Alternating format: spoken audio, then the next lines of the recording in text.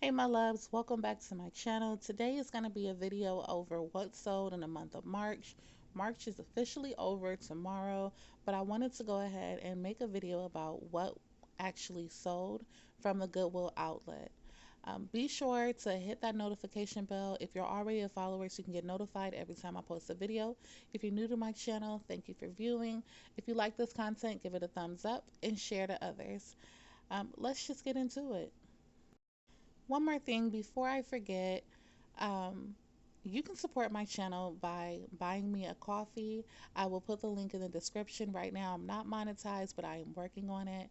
And to support, like I said, like, share, follow, but also buy me a coffee. Thanks.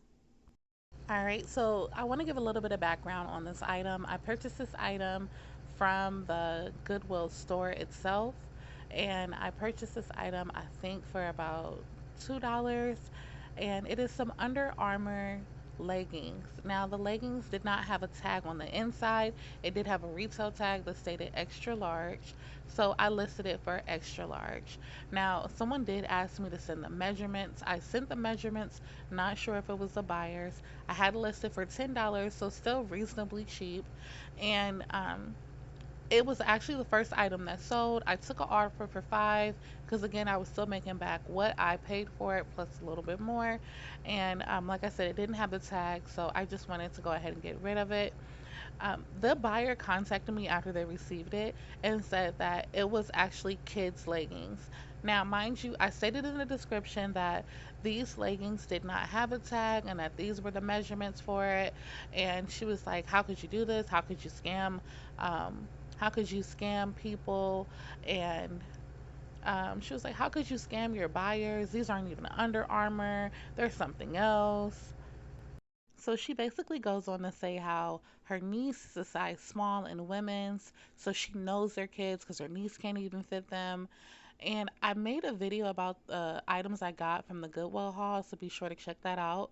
And in the video, I stated like, well, I wear an extra large, and I feel like these are a little small, but I'm gonna just put the measurements in there. That way, people can determine on their own. Now, my return policy for eBay is no returns accepted, but I was willing to take this item back, especially if it was an extra large. And, I listed it as extra large. So I just stated, hey, if you want to return the item, you can. But this was a Under Armour leggings. I did state in the description that the tag was not on the inside, and I just basically went through it with her, and she responded back just really argumentative. And I was like, listen, if you would like to return the item, I would give you a refund once I receive the item. And I left it like that. She never responded back, and she also hasn't returned the item. So that was the story for that. Like I said, I listed it for 10. I accepted her offer for 5. She still was getting a good deal on it. I understand you really were looking forward to the leggings, but to say they're not Under Armour, then to say that I'm scamming people, it's just crazy to me. No, I didn't. Um, know the exact size of it, but I made that very clear. And I've been selling on eBay for a long time, even though I'm just now starting my store back up. I would never scam anyone. So it just disappointed the hell out of me to say the least. But so that's the backstory for that. It was the first item that sold. It sold for $5 plus shipping. So let's move on to the next one. The second item that sold is this Tagnatello Pebble Leather Organizer Crossbody bag. It was a nice mustard yellow bag, and it had this really pretty design on the inside. I listed this item for $15 plus shipping, but I took an offer for $12 because it was only a few dollars difference. And again, my cost into this was only $2.30. So I went ahead and took that. I listed it as pre-owned, even though it looked relatively new, but because it didn't have tags, I went ahead and listed it as pre-owned. And so that was the second item that sold.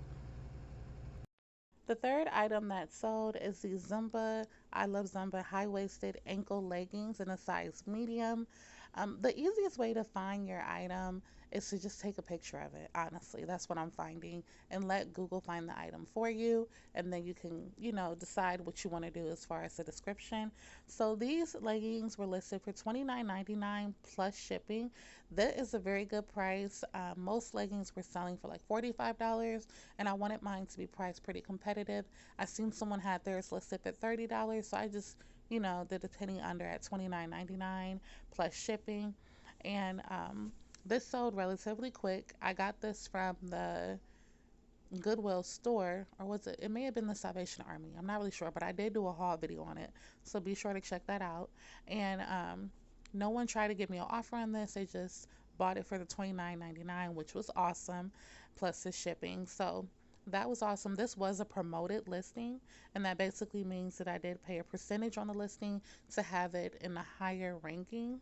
So I've been learning about that. I'll probably make a video over how I'm opening my store and how it's going. But that's what's sold for that. So let's move on to the next one. So last but not least, this is number 4 that sold for me. Is this authentic Versace jeans men's multicolor full zip bomber jacket. It is a navy blue and white jacket. I found this at the Goodwill outlet. This was one of the jackets that retail for about $250. The reason I listed this as an auction, I started it for 20 and then I did a buy it now for 30.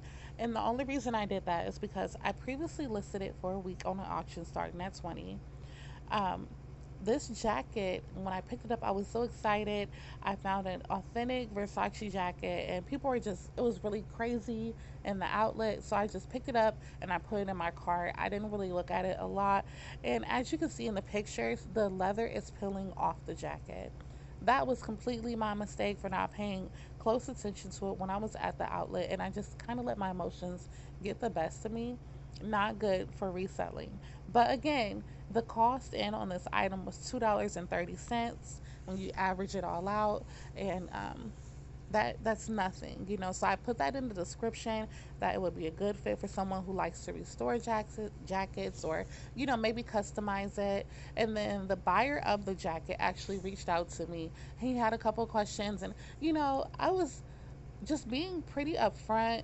I was like, listen, if you're not interested in it, because he was asking, like, does it have a hole in it? Is it real? And I had this jacket authenticated already. So I was like, yes, it's real. I added the authentication certificate to the pictures so they could see it. And I'm like, listen, if you're not interested, please, cancel the order. That way I don't send you this jacket and it's just out there in limbo, and you've canceled your order. So it actually sold. It sold the last day that it was due for the auction. So people started to bid on it, and then someone just went ahead and did a buy it now for the 30. So it was so profitable for me, and it was a win-win for them. So, unless something sells tomorrow, these are the sales for the month of March. I made $109.63 with a total of 4 sales. It says 2 unsold items because I had to list the Versace jacket twice, and then I had to delete one listing because I incorrectly listed it. I don't really even know how I ended up on eBay UK, but somehow I listed it on that and I had to delete it, and I don't know, it transitioned into an unsold item. Um, so $109.63 with 21 active items after the 4 items sold. Now, out of that amount, that is just the sales. Again, I did promote some of my listings, so eBay got a percentage of that fee. And then I do believe this includes shipping. I'm not sure. And what I actually brought home was $59.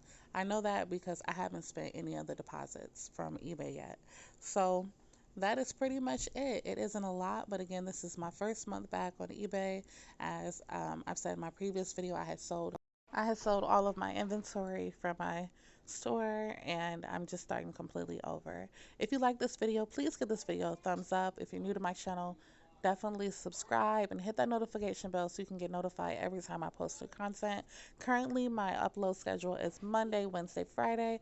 I don't post on Tuesday or Thursday, and I don't post on the weekend. If you enjoyed this video, please like it, and I'll catch you in the next one. Thanks for watching.